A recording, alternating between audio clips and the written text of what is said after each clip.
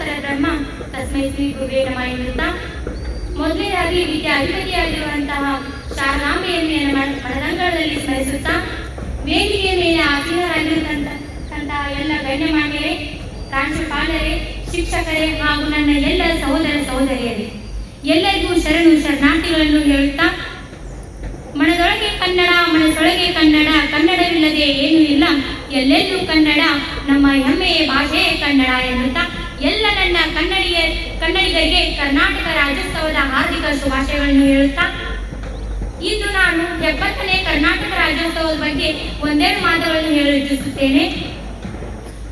ಮೊಟ್ಟ ಮೊದಲದಾಗಿ ಈ ಒಂದು ಕಾರ್ಯಕ್ರಮದಲ್ಲಿ ನಾವು ಸ್ಮರಿಸಿಕೊಳ್ಳಬೇಕಾದ ವ್ಯಕ್ತಿ ಯಾರೆಂದರೆ ಅವರು ಆಲೂರು ವೆಂಕಟರಾಯ ಅವರು. ಕರ್ನಾಟಕದ ಏಕೀಕರಣದ ಮೊಟ್ಟ ಮೊದಲು ಕನಸು ಕಂಡ ವ್ಯಕ್ತಿ ಆಲೂರು ವೆಂಕಟರಾಯರವರು 1905ರಲ್ಲಿ ಕರ್ನಾಟಕ ಏಕೀಕರಣ ಚಳವಳಿಯನ್ನು ನಡೆಸಿದರು. ತದನಂತರ 1950ರಲ್ಲಿ ಕರ್ನಾಟಕ ಮೊದಲು ಮೈಸೂರು ಎಂಬ ನಾಮವನ್ನು ಪಡೆದುಕೊಂಡಿತು.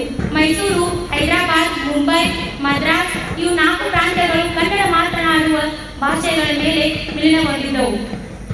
ತದನಂತರ ಹಲವಾರು ಹೋರಾಟಗಾರರು ಕನ್ನಡಿಗರು, ಉದಾಹರಣೆಗಾಗಿ ಕುವೆಂಪು, ಮಾಸ್ತಿ ವೆಂಕಟರಾಯರು, ಶಿವರಾಮ್ ಕಾರಂತ್, ಎಂ.ಎನ್. ಕೃಷ್ಣರಾವ್ ಅವರು ಹಲವಾರು ಹೋರಾಟಗಳಲ್ಲಿ ಸತ್ಯಾಗ್ರಹಗಳನ್ನು ನಡೆಸಿ ಕರ್ನಾಟಕ ಎಂದು ಮರುನಾಮಕರಣ ಮಾಡಿದರು. 1970 ನವೆಂಬರ್ 1ರಂದು ಕರ್ನಾಟಕ ಎಂದು ನಂತರ ಮರುನಾಮಕರಣ ಮಾಡಿದರು. ಅಂದಿನಿಂದ ಇಂದಿನವರೆಗೂ ನವೆಂಬರ್ 1ರಂದು ನಾವೆಲ್ಲರೂ ನಮ್ಮ ನಾಡ ಹಬ್ಬವನ್ನಾಗಿ ಕರ್ನಾಟಕ ರಾಜ್ಯೋತ್ಸವವನ್ನು ಆಚರಿಸುತ್ತೇವೆ. ನಾವೆಲ್ಲರೂ ಕರ್ನಾಟಕ ರಾಜ್ಯೋತ್ಸವವನ್ನು ಹೇಗೆ ಆಚರಿಸಬೇಕು ಎನ್ನುವುದು ನಮ್ಮೆಲ್ಲರ ಪ್ರಶ್ನೆ ಇದೆ. ಕಾರಣ ನಮ್ಮ ಮುಂದಿನ ಯುವ ಪೀಳಿಗೆಗೂ ಕರ್ನಾಟಕದ ಮಹತ್ವ, ಅದರ ವಿಶೇಷತೆ, ಅವರ ಕೊಡುಗೆ ಎಲ್ಲರಿಗೂ ತಿಳಿಯಬೇಕೆಂದು. ಕಲಿತವರಿಗೆ ಅಮೃತ, ನೆರೆದವರಿಗೆ ನೆರಳು, ಅಂದರಿಗೆ ದಾರ್ಢ್ಯಿಕ ಅಪ್ಪಿಕೋನಿ ಕನ್ನಡ ಕಲಿತವರಿಗೆ ಅಮೃತ. ಈ ಒಂದು ವಾಕ್ಯದಲ್ಲೇ ತಿಳಿಯುತ್ತದೆ. ಕನ್ನಡ ನಾಡಿನ ಗರಿಮೆ ಬಗ್ಗೆ ನಮ್ಗೆಲ್ಲರಿಗೂ ಗೊತ್ತಿರುವ ಹಾಗಿದೆ. ಕರ್ನಾಟಕ ಕರುನಾಡು, ಕಪ್ಪು ಮಣ್ಣಿನ ನಾಡು, ಕರ್ನಾಟಕ ಶ್ರೀಗಂಧದ ಬೀಡು, ಚಿನ್ನದ ನಾಡು ಅಂತ ಹಲವಾರು ಹೆಸರುಗಳಿಂದ ಕೂಡಿದೆ. ಇಲ್ಲಿ ಶ್ರೀಗಂಧ ಹೆಚ್ಚಿನ ಪ್ರಮಾಣದಲ್ಲಿ ಬೆಳೆಯುವುದರಿಂದ ಶ್ರೀಗಂಧ ಎಂದು ಕರೆಯುತ್ತಾರೆ. ಕೋಲಾರ ಹಟ್ಟಿ ಚಿನ್ನದ ಗಣಿ ಇರುವುದರಿಂದ ಅದು ಚಿನ್ನದ ನಾಡು, ಬೀಡು ಎಂದು ಸಹ ಕರೆಯುತ್ತಾರೆ. ನಮ್ಮ ಕರ್ನಾಟಕವು ಹಲವಾರು ಇತಿಹಾಸಗಳಿಂದ ಒಳಗೊಂಡಿದೆ.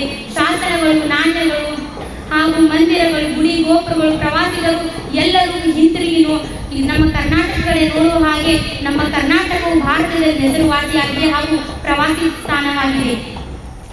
ಎಲ್ಲರೂ ನಮ್ಮ ಕರ್ನಾಟಕದ ಒಂದು ಗರಿಮೆ ಹಾಗೂ ಅದೇ ರೀತಿ ನಮ್ಮ ಕರ್ನಾಟಕದಲ್ಲಿರುವಂತಹ ಐತಿಹಾಸಿಕ ಸ್ಥಾನಗಳನ್ನು ಉಳಿಸಿಕೊಂಡು ನಮ್ಮ ಕನ್ನಡ ಭಾಷೆಯನ್ನು ಬೆಳೆಸಿಕೊಂಡು ಎಲ್ಲರೂ ಕನ್ನಡವನ್ನು ಕಲಿಸೋಣ ಹಾಗೂ ಕನ್ನಡವನ್ನು ಕಲಿಯೋಣ ಎಂದು ಹೇಳುತ್ತಾ ನನ್ನ ಪುಟ್ಟ ಭಾಷಣಕ್ಕೆ ಸ್ವಲ್ಪ ವಿರಾಮ ಇಡುತ್ತೇನೆ. ಧನ್ಯವಾದಗಳು.